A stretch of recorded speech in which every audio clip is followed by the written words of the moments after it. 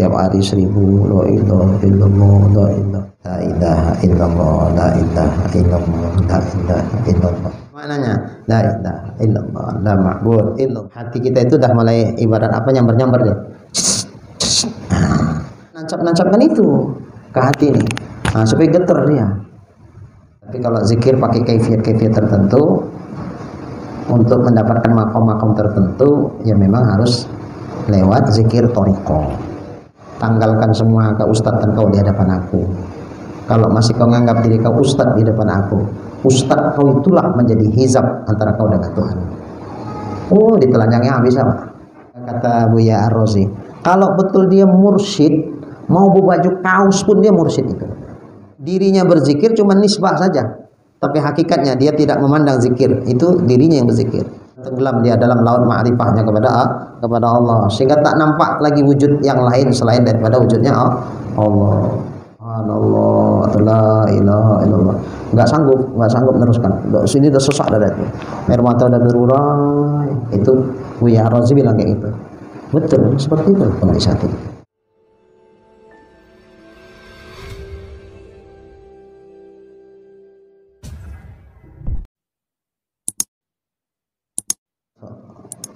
La tatruki dzikra li'adami hudurika ma'allahi fi li'anna ghaflataka an wujudi zikrihi ashaddu min ghaflatika fi wujudi zikrihi wa asa yarfa'aka min zikrin ma'a wujudi ghaflatin ila zikrin ma'a wujudi yaqzatin wa min zikri ma'a wujudi yaqzatin ila zikrin ma'a wujudi hudurin wa min zikrin ma'a wujudi hudurin ila zikrin ma'a wujudi ghaibatin amma siwal mazkur wa ma dzalika 'ala Allahi bi'ajiz.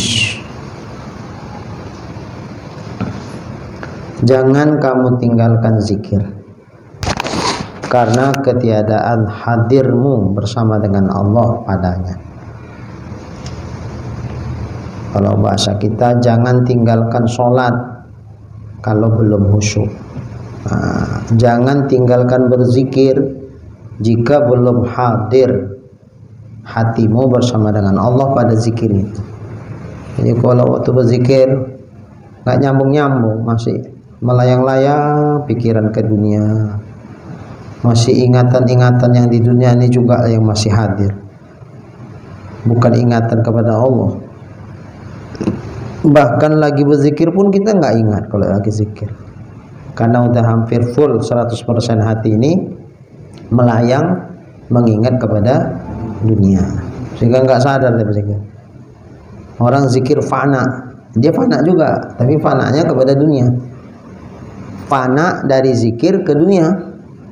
Seharusnya fana dari zikir kepada Allah. Ini nggak fana dari zikir ke dunia, sehingga nggak ingat dia kalau lagi berzikir, ingatannya kepada dunia. Mulutnya baca juga la illallah, la ilaha illallah, subhanallah, alhamdulillah, la ilaha illallah, Allahu akbar, subhanallah. Tapi pikirannya melayang ke dunia, lalai daripada zikir. Ini macam mana? Ya udah nggak apa-apa, walaupun seperti itu masih kondisi hatimu, udah jangan tinggalkan itu zikir. Baca saja, zikir aja, sebut saja terus namanya. Jangan pernah berhenti, putus asa. Kenapa begitu? Li'anna ghaflataka an wujudi zikrihi, karena sesungguhnya kelalaian engkau dari wujudnya, kelalaian engkau daripada wujud zikirnya. Lalai dari wujud zikir berarti tidak berzikir sama sekali. Gak disebut-sebut zikir itu. Mulutnya diam atau bercerita, tapi yang sifatnya duniawi, yang sifatnya malah dosa. Nah, kalau ini berzikir mulutnya, tapi hatinya lalai. Kalau yang ini, jangankan hatinya, mulutnya pun tak berzikir. Ini lebih dahsyat mana? Lebih parah mana maksudnya? Lebih parah mulutnya tak berzikir, sama hatinya pun tak berzikir, daripada mulutnya masih mau berzikir walaupun hatinya lalai dari zikir. Udah bikin aja, walaupun belum bisa hati nyambung, nggak apa-apalah, nanti Allah nyambungkannya.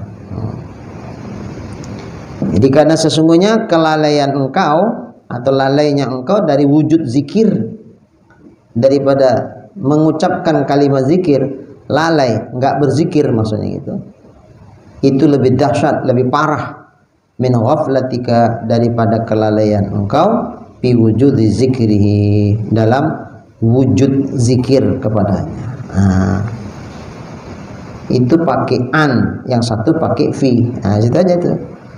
Li'anna ghaflataka an wujudi zikrihi asyaddu min ghaflatika fi wujudi zikri. Satu pakai an, satu pakai fi. Kalau pakai an berarti sama sekali mulutnya pun tidak berzikir. Kalau pakai fi, mulutnya berzikir tapi ghaflah fi wujudi zikri, dia lalai dalam wujud zikirnya. Zikirnya wujud tapi lalai dia di dalam zikirnya, itu dia lalai kepada Allah. Kalau ini enggak, jangankan hatinya, zikirnya pun sudah lalai, karena li'anna ghaflataka an. Pakai an. Kalau pakai an berarti sama sekali zikirnya tak ada. Sama kayak sholat. Fawailul lil musallin alladzina hum. Pakai an apa pakai bi? An sholatihim sahun. Yang mereka itu lalai dari sholatnya. Berarti sholatnya dilalaikan, bukan lalai di dalam sholat. Ya, kalau alladzina hum fi sholatihim sahun, itu mereka yang lalai di dalam sholatnya. Berarti ketika sholat hatinya nggak hadir, hatinya pikirannya kemana-mana. Kalau ini kena lah kita semua. Ini bukan alladzina hum fi sholatihim sahun, tapi alladzina hum an. Pakai an. Maksudnya apa? Diri sholat itu yang dilalaikannya. Berarti dia sholat tapi nggak tepat waktu. Di dalam waktu sholat itu tak ada sholat. Sholatnya lewat. An sholatihim, pakai an. Di dalam sholatnya itu, di sholatnya itu dilalaikannya di dalam waktu, sehingga kalau dia sholatnya lewat waktu. Bedakan dengan qad aflal mu'minun alladzina hum fi sholatihim khashi'un. Sungguh beruntung orang yang beriman. Siapa itu? Yang mereka itu di dalam sholatnya mereka khusyuk di dalam sholat. Tapi kalau an sholatihim sahun, mereka di dalam waktu sholat itu, di dalam sholat, di waktunya itu mereka nggak ada sholat. Kalau mereka sholat dari lewat, itu dia makna dari alladzina hum an sholatihim sahun. Ini juga begitu. Bukan dia waktu berzikir lalai, zikirnya itu yang dilalaikan sehingga tidak berzikir. Mana lebih parah? Ini berzikir tapi hatinya tidak ikut serta dalam zikir. Ini mulutnya pun tak berzikir, hatinya pun sudahlah. Mana lebih parah? Yang luar dalam tak berzikir, atau yang luarnya berzikir dalamnya tak berzikir? Luar dalam. Makanya jangan bosan berzikir, walaupun belum nyambung, terus aja, nggak apa-apa. Ya Pak, tiap hari 1000 la ilaha illallah la ilaha. Dari 1000 itu berapa yang hadir Pak Arif? 10 malah. Nggak apa-apa, timbang nggak sama sekali. Parah kali lah 1010. Nggak apa-apa parah kali, timbang nggak sama sekali parah laut. Gimana Pak Ijal? Kan? Biar aja. Jangan sampai luar dalam tak berzikir. Dalamnya tak berzikir, luarnya berzikir, masih lebih lumayan lah, lebih bagus lah itu. Nanti insya Allah Tuhan nanti menghantarkan kita dari zikir-zikir tahapan-tahapan itu. Ada 4 tahapan zikir nanti insya Allah. Fasa, kalau kita terus serius berzikir walaupun tak hadir hati terus saja, nggak berhenti terus merintih juga, minta tolong sama Allah. Allahumma a'inni ala zikrika wa syukrika wa husni ibadatik. Ya Tuhanku, tolong aku ya Allah agar aku bisa berzikir kepadamu ya Allah. Terus minta tolong, bikin terus, bikin. Masa iya sih Allah nggak kasihan? Lama-lama kasihan itu. Ya jawab, nggak mau dia jawab, tapi terus saja bikin baik itu lama-lama. Dulu juga ya udahlah bang katanya. Serius sekali dia, ya udahlah, nampaknya sungguh-sungguh betul ya. Ya udahlah, lulu juga dia jawab. Nah, di sinetron itu kayak gitu. Dah, apalagi Allah bisa menilai hati awak kan. Dah, terus saja berzikir. Nggak hadir nggak apa-apa, yang penting zikirnya jangan berhenti. Fa'asa, mudah-mudahan ayyarfa'aka, Allah akan angkatkan engkau min zikrin, dari zikir, ma'awujudi ghaflatin, bersama adanya kelalaian di hatimu, diangkatkan ila zikrin, kepada zikir, ma'awujudi yaqzatin, beserta adanya kesadaran. Kalau tadi nggak ada sadar, zikir juga, tapi hatinya nggak sadar. Ibarat sembahyang membaca juga lah, doa iftitah dibaca, Fatihah dibaca, atau waladhdallin. Masih ya Fatihah. Pernah gitu jawab? Pernah ya? Pernah apa sering? Iya, kadang gitulah, saking lancarnya. Ya Allah, seginilah persembahyang ya Allah. Zikir gitu enggak? La ilaha illallah, la ilaha illallah. Dari la ilaha illallah 100, yang kalau disaring-saring yang betul-betul nyambung 3. Udah nggak apa-apa, lanjut terus. Mudah-mudahan kalau kita serius, diangkatkan Allah zikir kita tadi dari adanya kelalaian menjadi yaqza. Sekedar sadar nih, ada berpindah. Yang pertama, wujudi qaflatin fi zikri, adanya kelalaian di dalam zikir. Ini adanya yaqza di dalam zikir. Sadar kita, la ilaha illallah, la ilaha illallah, la ilaha illallah. Pikiran kita ya ke zikir, tahu kita kiraannya berapa, gininya juga terus tahu kita. Itu yaqza, masih lebih baik daripada tingkat yang pertama tadi. Kalau pertama tadi nggak ada sadarnya, fana dia, fana, tapi fana ke dunia. Sambil berencana besok beli kambing untuk sate berapa tadi, kayaknya karena hujan masih ada tuh sisa sana, bisa lah 15 kilo aja udah bisa lah itu. La ilaha illallah 15 kilo ya, cocok. La ilaha illallah. Iya masih gitu. Lalu sadar, ya Allah, kayak mana laku zikir kayak ini, apa diterima Allah kayak ini? Udahlah, malas laku. Jangan malas laku, itu tipu daya setan.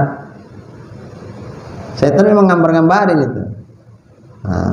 Nggak peduli aku, biar aja lah. Timbang ku tinggalkan zikir ini sama sekali tak berzikir, masih lebih dahsyat, masih lebih baik, lebih dahsyat kalau ku tinggalkan zikir ini. Tapi masih lebih baik terus berzikir walaupun hatinya belum nyambung. Mudah-mudahan nanti suatu ketika dipindahkan Allah dari zikir yang hatinya lalai menjadi zikir yang hatinya yaqza, sadar ya. La ilaha illallah. Hadirkan maknanya.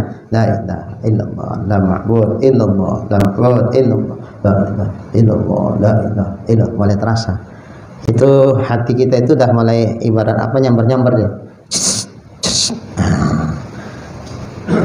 Mulai nyamber dia. Udah mulai hidup dia. Apa namanya? Strumnya udah mulai jalan. Di hati gitu.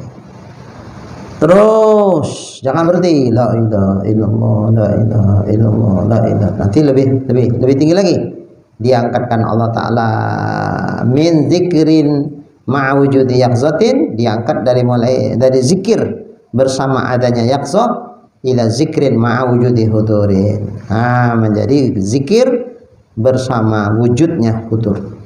Oleh hadir hati itu, oleh nyambung nih sama Allah nih. Allah terasa nikmat dia. Oh, nikmat la ilaha illallah. Nikmatnya lebih nikmat daripada makanan yang paling nikmat apa? Ada nikmat ini nikmat sifatnya ruhani, nikmat ruh, nikmat jiwa, nikmat hati. Nggak bisa diukur dengan nikmat yang di lidah ini. Nggak bisa diukur dengan nikmat yang ada di sekujur tubuh kita ini. Itu makna zikrin ma'huduril qalb, hadir hati. Waduh. Tapi dia tetap masih merasa dirinya yang berzikir, tapi merasakan nikmat zikir itu ketika memang sudah hadir hati bersama dengan Allah. Nggak tahu lagi bilang lagi. Nyambung baru dalam. Waduh, sedap kali. Zikir ini kalau memang udah nyambung, badan kita itu panas.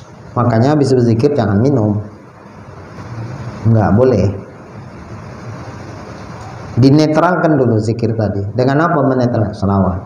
Selawat itu menetralkan. Dan netral ya, silakan minum. Jangan langsung zikir haus, minum dulu. Jangan. Nggak bagus ke badan, nggak bagus. Ibaratnya kita kan gini, haus kering tenggorokan, minum es. Apa yang terjadi? Sakit tenggorokannya, badan pun bisa demam. Jadi jangan langsung. Minum air hangat dulu. Haus kering tenggorokan, minum air hangat. Jangan minum air dingin, jangan es hangat. Udah, dan netralisir panas suhu badan kita udah apa? Ya, kalau minum air nggak apa-apa. Jangan terkejut ya. Dari panas tiba-tiba dikasih, terkejut.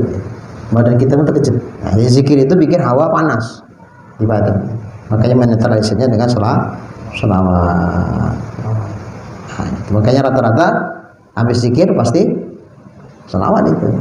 Amalan-amalan zikir pariko, selawat. Bahkan seandainya terjadi hal-hal dalam zikir itu, macam-macam itu yang dirasakan. Orang yang nggak paham pikirnya kesurupan. Kalau kesurupan nggak sadar. Kalau berzikir tergerak gitu. Kok kayak ada yang masuk? Nggak ada, bukan yang masuk. Gerak dari dalam itu. Reaksi dari zikir itu. Nggak apa-apa, biarin aja. Biasanya orang berzikir yang memang apa itu biasa. Kalau apa istilahnya dia ingin menunjukkan eksistensi dirinya, bahwa aku itu ada, yang kau sebut itu ada. Digetarkan Allah. Berarti nyambung nih zikirnya. Alhamdulillah. Terus abaikan, gak usah ditanya-tanya itu. Tadi apa tadi ya? Tadi gerak apa tadi itu ya? Kok bisa gerak sendiri ya? Kok tiba-tiba? Gak usah, ngapain dipikir-pikirin? Udah, gak usah dipikirin. Biasa. La ilaha illallah, la ilaha. Ya asik terus. Illallah. Tiba-tiba kok ada mana? Berhenti, stop. Selawat banyak-banyak. Ada. Mainkan lagi zikirnya. Illallah, la ilaha illallah, la ilaha illallah gitu. Kalau ada sesuatu yang membuat kita jadi agak terganggu rasa kita zikir tadi, stop. Selawat, mainkan banyak selawat. Dan dia pendingin, penetralisir. Jangan dipaksa. Ini zikir pakai nafsu juga nggak boleh. Zikir pakai nafsu juga nggak boleh. Karena Allah Maha tahu seukuran apa badan kita kuat. Rasulullah pun ketika saat datang wahyu, naik dia di atas unta, tiba-tiba untanya menjadi berat. Badan Nabi itu berat luar biasa, jatuh unta itu. Ya kita pun bisa mengalami hal-hal yang seperti itu. Maka kalau udah nggak tahan, berarti kan zikir, sholawat, biar netral. Udah relax, mainkan lagi zikirnya. Gitu. Kalau kita ingin supaya zikir itu hadir hati, dia landai aja.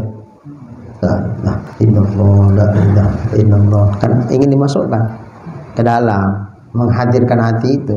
Bukan cuman suara yang menggelegar ke angkasa, habis itu hilang gemanya, tapi enggak mempengaruhi apa-apa ke hati. Dia enggak. Keras zikir itu, ya, tapi ke dalam. Apa makna keras ke dalam? Makna zikir itu mau kita tancapkan sebagai nilai tauhid ke dalam. Illallah, la ma'bud illallah, nggak ada yang disembah kecuali hanya Kau ya Allah. La maksud illallah, yang kutuju dalam hidup ini semata-mata Kau ya Allah. Illallah. Nak nancap-nancapkan itu ke hati nih, supaya getar dia. Bukan keras yang di sini. Kalau keras yang di sini itu kemari larinya. Kalau keras yang di sini, tuh keras itu lari. Kerasnya keras ada. Illallah, illallah, menancapkan nilai tauhid supaya kokoh tauhid di dalamnya. Begitu. Kalau cuma la ilaha illallah, Allah, tahu tak macam-macam lah buruknya, enggak jelas. Kayak gitu yang ada apa? Siap zikir yang ada apa? Capek yang ada. Rasanya enggak ada rasa apa-apa. Jadi landai aja. Dari awal sampai akhir biasa gitu aja. Illallah, la ilaha illallah, la ilaha illallah, la ilaha illallah, la ilaha illallah, la sekali-sekali. Kadang mau dia illallah, la illallah, illallah di situ dia. Tapi hurufnya enggak lari. Hurufnya enggak lari. Illallah, la ilaha illallah. Cobalah. Hasanah dan darodat. Kalau hasanah ini, kalau darodat otomatis kita dalam baik atau melalui pada satu jalan dia, atau apapun namanya kan. Tapi kalau hasanah itu ditangkap terhadap nyamuk itu. Ya. Zikir hasanah ini sekedar untuk mendapatkan fadilah zikir. Itu bebaslah bacanya, yang penting hurufnya jangan sampai berubah. Tapi kalau zikir pakai kaifiat-kaifiat tertentu untuk mendapatkan makom-makom tertentu, ya memang harus lewat zikir thariqah. Kalau kita belum masuk, memang kita mandang thariqah itu alah gitu. Sama kayak kita belum ngerasai makanan itu enak. Nengok wujudnya makanan itu nggak menarik. Apa itu sayur ini? Gak enak, malas lah. Nengoknya pun malas. Coba dulu, enggak. Nengok bentuknya aja enggak selera buat. Begitu dicobanya ke lidah, enak ya. Tamu-tamu dia. Kira-kira begitulah. Bagi orang yang sudah masuk ke dalamnya, dia akan merasakan begitu. Sama kita, zikir kan bukan sholat. Zikir itu sama kita ya sunat, yang wajib itu sholat. Tapi bagi mereka yang sudah masuk mengamalkan itu, mereka merasakannya, bukan merubah hukum. Perasaan mereka merasakan zikir itu wajib, itu kebutuhan sehari-hari itu. Wajib tuh sama mereka, jadi wajib. Merasakannya begitu, bukan merubah hukum, enggak.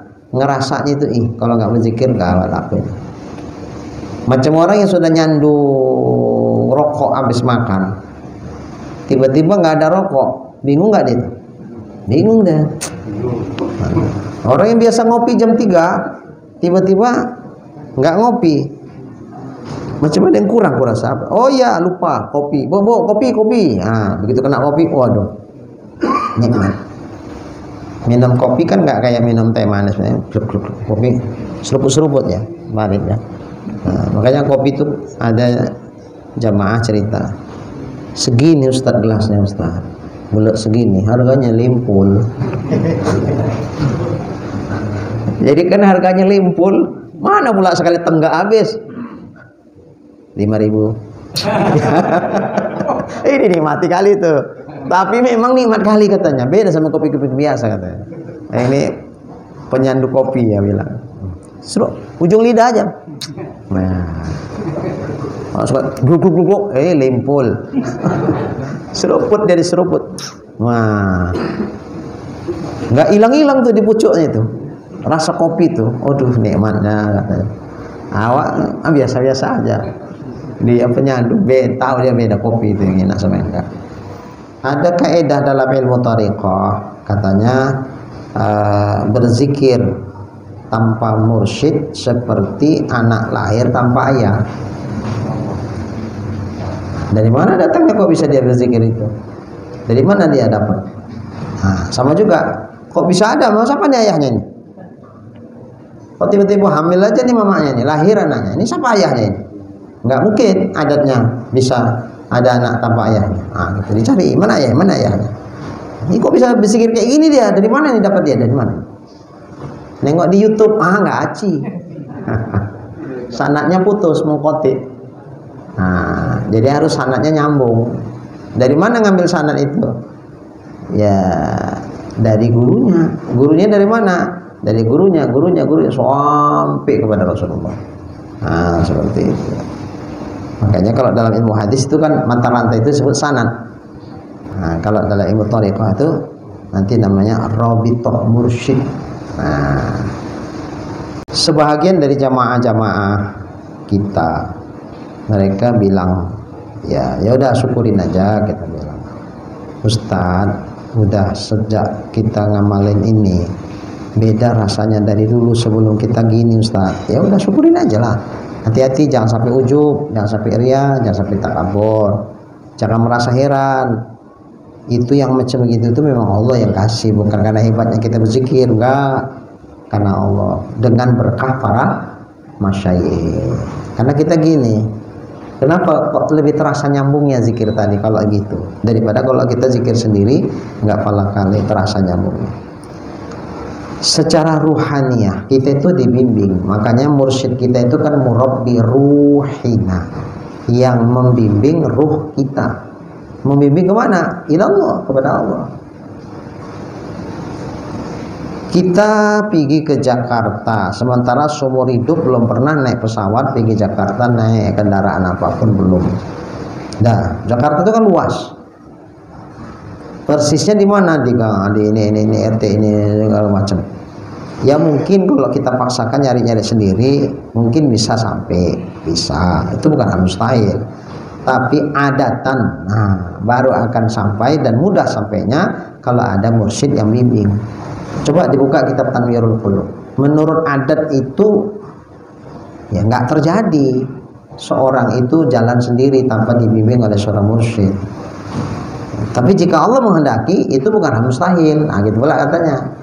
Tapi adatnya, adat dalam dunia sufi itu tidak akan terjadi seorang tiba-tiba dia mencapai makom-makom itu sementara tak ada mursyidnya. Nah, jadi segianya ada, karena nanti itu barokah itu. Kira-kira ginilah contohnya itu. Ini listrik tunggangan tinggi tuh, kabel-kabel besar tuh. Nah kita bikin rumah, kita udah pasang instalasi tuh, mau nyebar kemana ke kamar segala macam udah. Pula lampunya pun udah dipasang semua. Tapi karena memang belum ada, ditarik kabel dari tiang itu ke rumah kita, ya nggak hidup lampunya ya. Kenapa nggak hidup? Nggak ada arusnya. Dari mana bisa hidup? Pasanglah dulu kabel sana, pasang sana, sangkutan. Nyangkutannya jangan salah, mesti orang yang ahli. Nah, yang ahli nyangkutkannya itu, yang memang udah biasa lah dia nyangkut, tahu dia kemana harus disambungkan. Cus, dah kabelnya sini tarik, pasang kalah kemarin. Apa namanya Pak Amir? Kemeteran gitu. Kemeteran. Sama. Dah, coba tes, hidupkan. Kalau memang arus cantolannya sana pas, di sini juga pas, begitu hidupkan, dus, hidup dia. Tapi sekali-sekali karena mungkin kena angin segala macam kendor, di sananya nggak pas dia, mungkin renggang gitu, cantolannya nggak pas dia, mati nggak? Mati. Loh, kok mati? Gimana nih sebabnya? Tengok di meteran, nggak, betul nggak ada apinya. Jadi kayak mana nih? Coba mungkin di sana cantolannya kurang bagus, dipanjat. Oh iya lepas, pantulkan balik, cus. Tengok, periksa, hidup lampunya, cus, oh hidup, bagus. Jadi yang mencantolkan itu siapa? Itulah mursyid. Yang dicantolkan apa? Ya, itu sambungan hati kita itu dicantolkan sama si mursyid. Cus, ya udah, arus masuk, tinggal kita hidupkan. Mau nggak hidupkan? Karena arus sudah masuk, kita nggak mau hidupkan, ya nggak hidup. Kita hidupkan lah. Coba hidupkannya. Ya dilatih terus. Nah,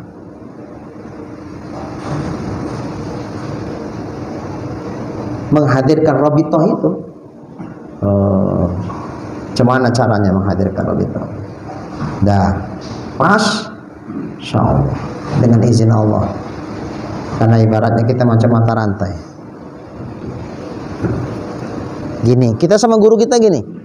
Jangan sampai lepas gini. Guru kita dengan gurunya gini. Guru-gurunya gini. Terus sampai kepada Rasulullah. Ya udah. Kita kenal Allah kan lewat Rasulullah. Ya Rasulullah nanti secara ruhiyah, secara ruhani, makanya lebih mudah kita zikir kita di dalam bimbingan para masyayikh itu.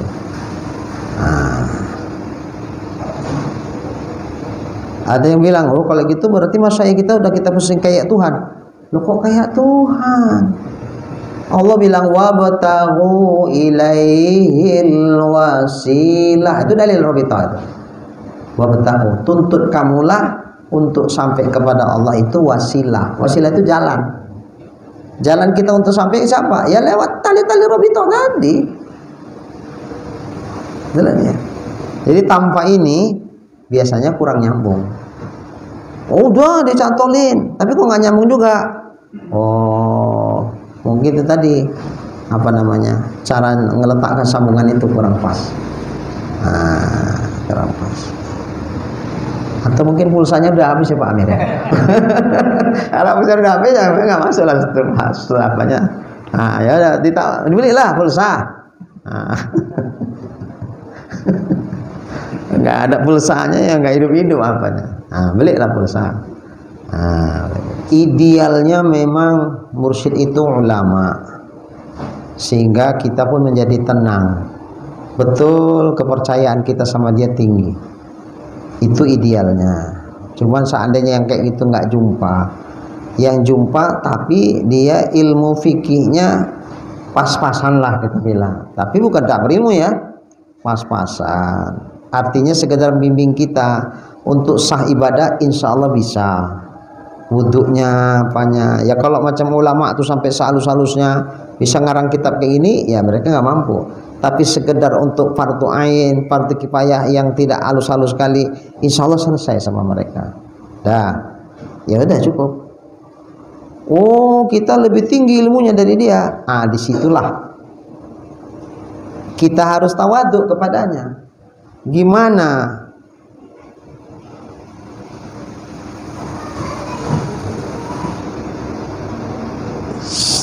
Sir itu akan masuk ke dalam hati, sementara hati yang kita punya kita tutup. Kita nutup hati hanya karena kita memandang mursyid yang tempat kita mencantolkan rabithah itu kayaknya ilmunya di bawah aku. Apalagi lebih parah lagi, sebetulnya paling cocok jadi mursyid tuh aku, bukan dia. Kalau udah kayak gitu nggak akan masuk itu. Enggak, suul adab kita sama guru nggak boleh. Justru kita tawaduk sama dia. Oke. Di bidang fikih aku lebih, di bidang baca Quran aku lebih fasih dari dia, oke. Tapi di bidang ilmu sir ini kayak dia yang lebih nyantol itu daripada aku. Ya kita harus ikhlas, harus ridho dengan hal itu. Tapi janganlah pula wudhu pun nggak sah dia, nampaknya lah ya Allah cara wudhunya hancur kayak gini. Kalau kayak gitu nggak bisa. Maka mursyid yang ideal itu di samping ilmunya tadi, kemudian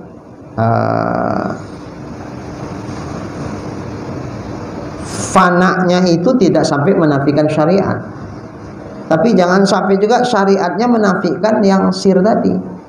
Banyak orang kadang-kadang udah tinggi ilmu fikihnya menafikan itu. Apa itu nggak perlu kali itu, menafikan itu nggak akan bisa masuk, nggak bisa. Tapi jangan pula saking kan sudah luar biasa dia tasawufnya menafikan syariat, itu pun nggak bagus. Jangan ikut itu yang kayak gitu.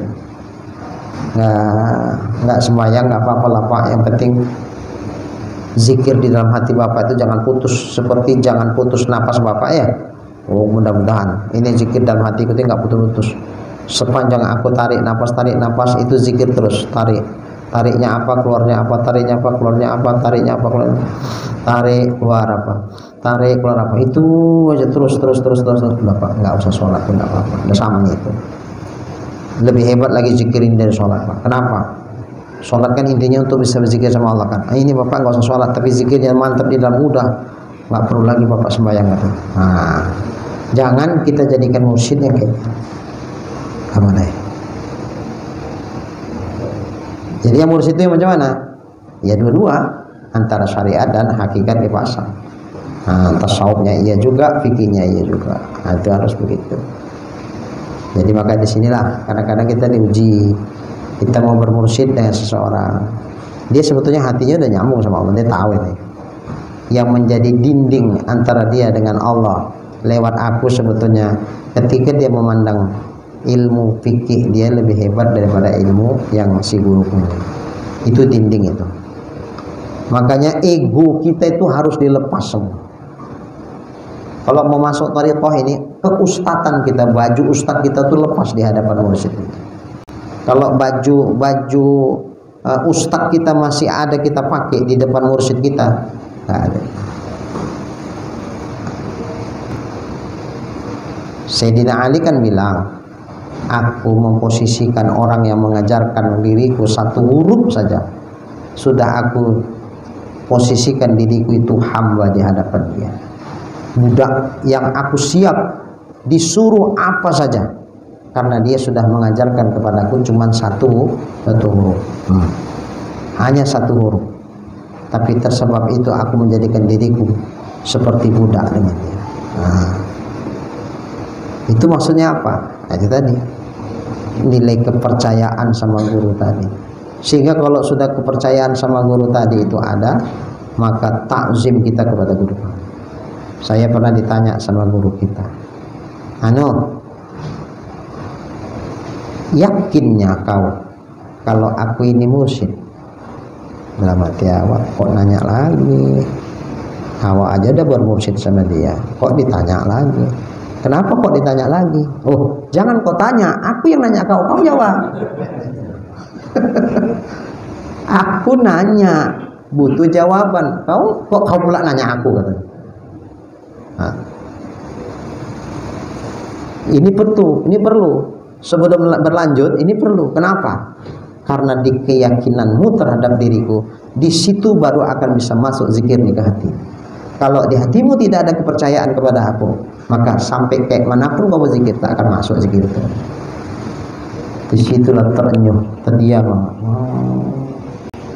Tanggalkan semua keustadzan kau di hadapan aku. Kalau masih kau menganggap diri kau ustadz di depan aku, ustadz kau itulah menjadi hizab antara kau dengan Tuhan. Oh, ditelanjangnya habis apa? Iya, ditelanjangnya habis. Tanggal, lepaskan itu semua. Itu baju aja nih. Ustadz itu baju. Kapan perlu dipakai, pakai. Kalau nggak pakai, tanggalkan ya. Jangan kemana-mana kau pakai baju, pakai ustadz kau itu. Jangan kemana-mana dibawa-bawa ustadz kau itu. Dipanggil ustadz senang kau, nggak panggil ustadz merajuk. Tanggalkan itu. Ke Tuhan nggak bisa kau bawa ustadz kau tuh. Dipelonco. Dia luar biasa gebelengannya dulu. Kalau yang tanggung-tanggung, niat hati kita itu tanggung-tanggung, lari nggak jadi. Itu nengok, udah dari kali cabut aku. Iya Pak Ijan, nggak cocok nih, nggak cocok. Tapi begitu dia duduk berzikir, pakainya baju jubahnya, kalau dia pakai pakaian biasa, awak pikir kayak orang biasanya dia. Itu pakai jubahnya duduk dia berzikir. Ya kita muridnya di belakang, dia di depan. Ya Allah, situ baru rasa kepercayaan kita itu total. Beda tampilan dia. Duduk gini biasa-biasa aja. Itu maka kata Buya Ar-Razi, kalau betul dia mursyid, mau berbaju kaos pun dia mursyid itu. Kita jangan terjebak di pakaian. Pakaian ini kan cuma hiasan saja nih. Casing aja nih itu. Yang menjadikan mursyid seseorang itu hatinya kepada Tuhan, bukan pakaiannya. Biar berjubah lapis 10, berserban lapis 10 ke atas, kalau nenek bukan mursyid, tidak mursyid dia itu, nggak akan nyambung hati awak kalaupun ditanamkan Robitoh tadi. Itu Buya Ar-Razi kira-kira gitulah ngomongnya. Ya nggak persis kan, kita susah mengulang cakap orang secara persis 100% kan, tapi kira-kira intinya begitu. Jadi kalau dia emas, nah kalau kira-kira bahasa kita, kalau memang intan, taruh ke lumpur pun intan juga itu. Jadi kalau bukan intan ya mitasi, mau taruhkan di leher pun tetap mitasi. Jangan Pak Arif. Nah, jadi kita banyak terjebak di situ sebetulnya, memandang guru itu dari tampilan semata-mata lahirnya.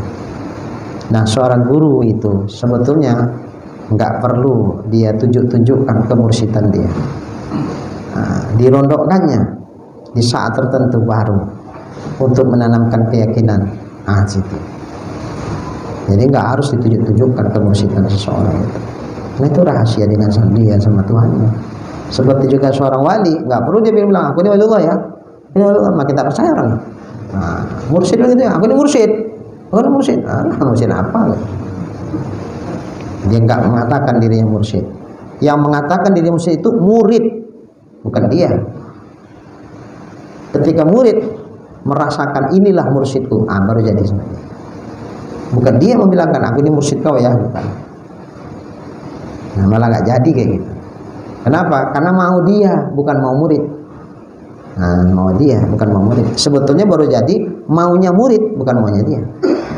Nah, baik. Jadi berpindah min zikrin ma'a wujudi hudurin ila zikrin ma'a wujudi ghibatin amma siwal mazkur. Dari zikir bersama wujudnya hudur ma'allah, bersama dengan Allah, naik lagi tingkatannya ila zikrin, kepada zikir ma'a wujudi ghibatin amma siwal mazkur, daripada zikir bersama wujudnya ghibah. Ghibah itu lenyapnya dari sesuatu selain dari yang disebut. Yang hadir ketika itu cuman yang mazkur. Yang mazkur siapa?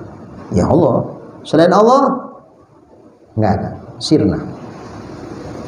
Sampai dia sendiri pun nggak merasakan dirinya yang berzikir. Nah, nggak ngerasakan dirinya. Dirinya berzikir cuma nisbah saja, tapi hakikatnya dia tidak memandang zikir itu dirinya yang berzikir. Jiwanya sudah merasa, ruhnya sudah merasakan yang berzikir itu sebetulnya bukan aku, tapi Allah menjadikan posisi aku berzikir. Jadi waktu dia la ilaha illallah, la ilaha, dia nggak ngerasa dia itu, dia nggak ngerasa dia. Jadi siapa ini? Allah. Maka kalau datang gerak, ya udah memang dia, ya udah dia. Kalaupun terasa nikmat, ya dia yang menanamkan rasa nikmat itu dalam zikir. Kalaupun ada singkapan-singkapan ya udah dialah itu.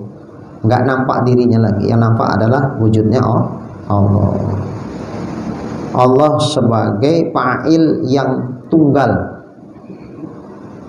yang wahdah, yang esa. Dia sebagai sang pencipta mutlak.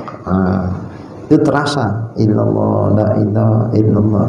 Inilah sampai pada puncaknya dia akan mengatakan la maujud illallah. Itu rasanya yang maujud illallah, bukan mulutnya. Itu rasanya la maujud. Memang begitu. Rasa batin dia sudah seperti itu, la maujud illallah. Karena sudah tenggelam dia dalam laut ma'rifahnya kepada Allah, sehingga tak nampak lagi wujud yang lain selain daripada wujudnya Allah. Nah, ini zikirnya siapa ini? Zikirnya para awliya Allah, wali-wali Allah. Kalau kita masih wali murid ya belum bisa lah, belum bisa. Tapi nggak apa-apa kita baca-baca punya orang. Mudah-mudahan dikaruniakan Allah. Karena sesuatu itu perlu dicita-citakan. Pak Arif dulu belum punya rumah ya. Mula-mula terus bikin rumah, beli tanah, atau ada cita-cita dulu? Cita-cita dulu. Sekuat apa cita-cita Pak Arif, sekuat itulah kesungguhan Pak Arif membuat sebab. Tapi kalau cita-cita kita ya punya rumah bagus, nggak punya rumah ya udahlah. Itu kesungguhannya kurang itu. Tapi sekuat apa tekad kita ingin punya rumah, seukuran itu usaha kita habis-habiskan untuk bikin sebab-sebab bisa punya rumah. Wah, biasa jam 3 baru buka. Wah, ini jam 2 pagi. Wah, semangat dia. Ya untuk dunia begitu, ya untuk yang sifatnya ini seperti itu. Maka kelihatan dia. Walaupun sudah di bai'ah dia, tapi cara mengamalkan zikirnya itu ya mau nggak mau, males-malesan. Itu menunjukkan kurang himmah dia. Kurang himmah terhadap apa yang dicita-citakan. Ya udah, kayak gitu aja lah. Jalan di tempat. Kapan sampai? Memang kalau mursyid dulu gitu. Kita dulu mau bai'ah. Belum ada petunjuknya. Dah, ini aja lah diamalkan dulu ya, sementara ya. Amalannya apa ya? Subhanallah, alhamdulillah, wa la ilaha illallah. Ada itu aja. Banyak-banyak ya, diamalkan ya dulu ya. Oh ya udah. Ditunggu-tunggu kok nggak ada informasi sambutan. Nanti jangan-jangan ngetes awak ini. Karena kurang serius datang minta lagi. Oh, datang minta lagi. Belum. Asal dibilang belum ngesal. Kayak Pak Arif juga lah. Belum. Udah nggak apa-apa. Itu aja dibaca-baca banyak-banyak ya. Istighfar, ini gitu-gitu lah, selawat gitu. Apa lawat di bayar. Ya kalau nggak di bayar kan nggak diamal-amalin. Cuman amalin lah nggak ada bayar. Udah sampai akhirnya ada yang nyampe kan lewat orang lain, suruh datang. Suruh datang. Oh ya, ya dah datang. Baru ditanyanya gini. Udah betul. Serius? Iya. Ya udah. Ya udah dibayar. Nanti malam datang ya, kita zikir bareng-bareng. Wah, sampai dibayar itu ya macam Ustaz Ar-Razi itu lah. Habis suluk 40. Begitu dimulai subhanallah atau la ilaha illallah, nggak sanggup meneruskan. Sini udah sesak dah itu, air mata udah berurai. Itu Buya Razi bilang kayak gitu. Betul, seperti itu kondisi hati. Ibarat tanah baru dikasih pupuk ya, suburnya ya Allah, nikmat semuanya, terasa dekat, nggak tahu lah bilang kayak. Seperti itu. Ya itu tadi berkat para masyayikh. Tapi itu tadi nilai, tanamkan nilai kepercayaan. Jangan main kepala lagi. Makanya bermursyid itu ada dua, ada bertabarruk, ada bertahkim. Kalau bertabarruk ya sekedar ngambil berkat, datang minta amalan supaya ada berkatnya. Kalau bertahkim ya kita itu betul-betul menjadikan posisi diri kita itu seperti mayat. Mursyid kita itu dah seperti Bilal mayat. Bilal mayat itu mandikan mayat, mayatnya nggak pernah protes. Dibalikkan, kok dibalikkan ke kiri Pak? Gitu. Mana ada? Soalnya apa itu? Kalau kayak gitu mayat lari lah ya kan. Kiri, kanan, dah seserah lah. Udah pasrah, bulat 100%. Itu baru jadi. Ya, kalau masih pakai logika berpikir kok gini. Makanya di kitab Jam'ul Jawami Usanifat itu, tengok di adab-adab mursyid, adab-adab murid sama guru. Seandainya bahkan kamu lihat pada diri gurumu seolah-olah bertentangan dengan syariat, maka jangan sampai menghilangkan kepercayaan di hatimu kepada gurumu. Kadang-kadang dibikin Allah seperti itu, tak menguji hatimu terhadap dia. Kalau hilang kepercayaan kita di dalam hati kita kepadanya, maka hilang sirna. Zikir dibikin pun nggak akan datang setrum dari dia, nggak akan ada saluran itu, nggak ada, terputus dia. Terputus karena terputusnya kepercayaan kita sama dia. Kuncinya di situ, nggak ada lain sebetulnya kuncinya. Selebihnya ya kesungguhan kita dalam zikir itu aja. Makanya ditengok-tengok juga, nggak sembarangan bermursyid, ngeri. Karena udah memposisikan diri kayak mayit, suka hati dia. Takutnya bukan apa-apa, malah tersesat awak. Maka kuncinya satu aja mencari mesin, pegangan syariat dia kuat. Selama dia berpegang kepada syariatnya kuat, insya Allah selamat. Tapi kalau dia pegangan kepada syariatnya enggak masalah. Belum apa-apa, misalnya dia bilang sebetulnya semua agama sama itu, tinggal kayak anak kita aja itu. Semua agama sama. Apa maksud? Dah, cabutlah aja, cabut. Enggak. Ketika seorang musyrik telah menanamkan benih zikir ini dalam bai'ah, kemudian si murid tak melaksanakannya, kira-kira ini bisa dicabut kembali oleh musyrik tersebut? Dicabut kembali ya enggak sebetulnya. Cuman ya itu tadi, bibitnya nggak tumbuh-tumbuh, nggak tunas-tunas, segitu aja, puntetan. Kapan dia bisa berbuah? Nah segitu-segitu aja. Makanya mursyid berusaha memberikan bibit yang terbaik, menanamkan dengan cara yang terbaik. Perawatan selanjutnya itu ada pada murid. Jadi kalau murid tidak merawatnya ya segitu-segitu aja bibitnya. Nah, terakhir habis itu ya dia hambar jadinya. Terus hambar kok nggak ada apa-apa ya bisa biasa aja. Ya udah, padahal mungkin itu tadi karena kurang seriusnya. Nah, makanya ya masuknya itu kayak masuk ke dalam agama Islam. Boleh main-main masuk Islam? Nggak boleh kan? Masuk Islam itu sogenya Rabbi adkhilni mudkhala sidqin wa akhrijni mukhraja sidqin. Masuknya ya dengan masuk yang benar, keluar pun dengan keluar yang benar. Kita keluar dari kejahilan yang selama ini kita nggak paham. Terus kita masuk kemari, keluar dari kejahilan, keluarnya juga dengan benar. Masuk kita kemari juga dengan benar. Maka niat itu perlu. Karena itu yang memotivasi kita. Wali-wali Allah itu macam-macam modelnya.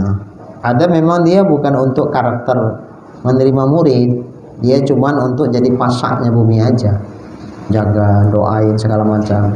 Nah kalau yang kayak gini tiba-tiba ya ilmu laduni dia luar biasa, tapi dia bukan didesain Allah untuk jadi mursyid. Ya kita deketin ini tuh ya dia nggak mau bahasanya. Kadang orang yang kayak gini orangnya aneh-aneh. Penampilannya kadang-kadang agak aneh itu penampilannya. Maksudnya apa kok dia penampilannya? Supaya jangan dideketin, supaya jangan kita minta sesuatu dari dia.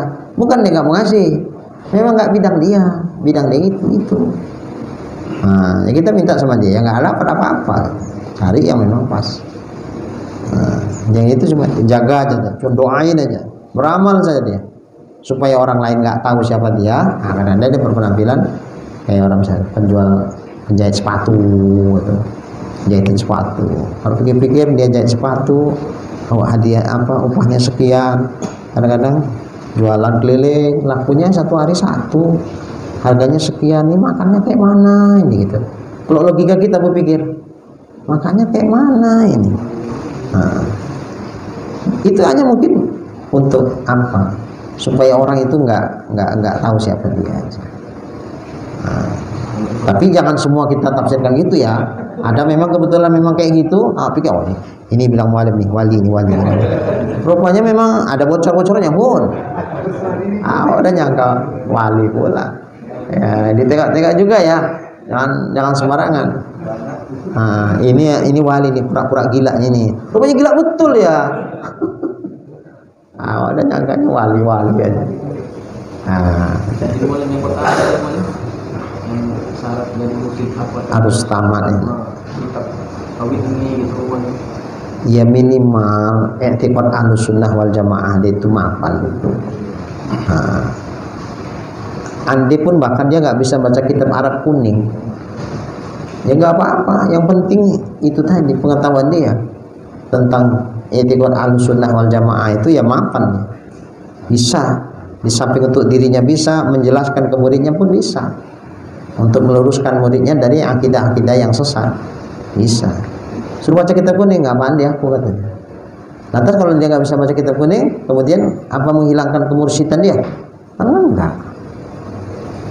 Dia nggak bisa baca kitab kuning, tapi menjelaskan isi kitab kuning itu duduk mahir dia. Kayak Nabi Muhammad nggak bisa baca, tapi Quran itu semua ada di dadanya, di kepalanya, blok kan. Kira-kira gitu. Suruh baca lagi nih. Mana Bukhari? Apa dia baca? Apa kalau nggak pandai baca, kemudian terus dia nggak paham? Oh, Nabi yang jelaskan isi kandungan Quran itu. Kira-kira begitu. Nah, makanya kita pun jangan lagak, Husni. Mursyid kita pun aja nggak pandai. Terdinding lah itu nggak jadi itu. Zikir itu kan artinya mengingat.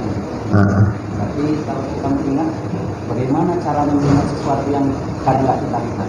Sementara kalau kita mengingat itu kan mungkin harus kenal. Contohnya kita kenal dengan tamrin. Jadi tanpa melihatnya pun kita kan bisa ingat. Gitu. Sementara yang kita ingat itu Allah sendiri. Kalau kita pandang secara kasar kita nggak pernah melihatnya. Iya, kayak mana kok bisa ingat?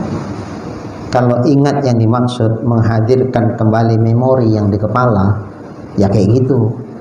Sementara mengingat yang dimaksud di sini menghadirkan rasa kedekatan dengan Allah. Karena kalau Allah dimasukkan ke memori yang nggak masuk, ini habis, ini memorinya nggak masuk ini.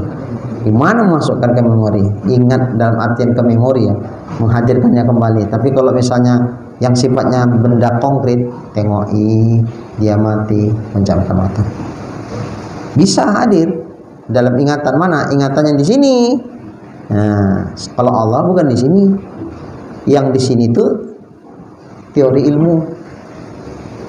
Itulah kajian tauhid kita itu. Allah wajib sifat wujud, kita bapak apa. Itu kemarin tuh. Nah, paham? Oke, yakinkan ke dalam. Nah, kemudian ke Allahnya hadirkan dalam rasa yang tak beda dengan apa yang kita pahami dengan i'tiqad Ahlussunnah wal Jamaah. Atau kita menyebutkan Allah, yang maksud Allah ya Allah yang wujud, yang kita yang bapak, nah seterusnya. Baiklah. Wa madzalika 'ala Allah bi'ajiz, dan tidak lain demikian itu atas Allah itu bi'ajiz, sulit. Bukan hal sulit bagi Allah. Kitanya sulit untuk bisa mensirnakan, menghibahkan, menggaibkan, menghilangkan masih Allah, sehingga yang ada cuman yang mazkur saja. Nah, kayaknya kapan aku bisa sampai mana? Enggak sampai lah. Jangan bilang kayak gitu, karena kalau kita merasa sulit, kan kita yang sulit. Kalau Allah yang menghendaki sampai, sulitkah bagi Allah? Tidak. Gitu. Baiklah, segini dulu, nanti akan datang az-zikru aqrab.